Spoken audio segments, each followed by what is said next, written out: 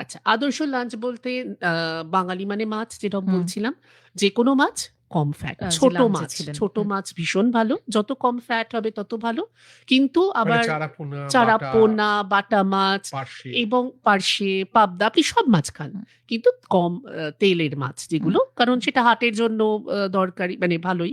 ইলিশ মাছ মাঝে মধ্যে অবশ্যই ইলিশ মাছ কি করে না করি।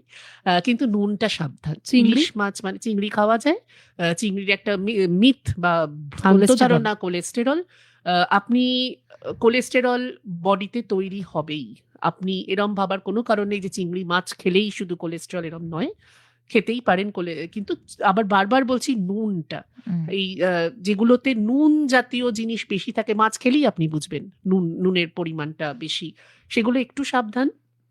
রান্নার সামুদ্রিক মাছে তো পদ্ধতি নুন থাকে। থাকবে। কিন্তু সেটাকে আপনারা বলেন বারবার ধুয়ে ওমেগা 3 ফ্যাটি অ্যাসিডও সামুদ্রিক আছে। মাছে কিন্তু পাওয়া ওমেগা যায়। 3 আমাদের আরো অন্য দেখো কোনটা থেকে তুমি কি হুম। চাইছো? আ মাঝে মধ্যে তো খাওয়াই যাবে। কিন্তু এই যে ওমেগা 3 পেতে গেলে আমায় যে সামুদ্রিক মাছ খেতেই হবে তার কোনো মানে নেই। হুম। ওই যে ফ্ল্যাক্স সিডস আছে, চিয়া আছে। শুধু একটু, একটু জেনে নিয়ে নিজের প্লেটটাকে প্ল্যান করা ভীষণ প্রয়োজন।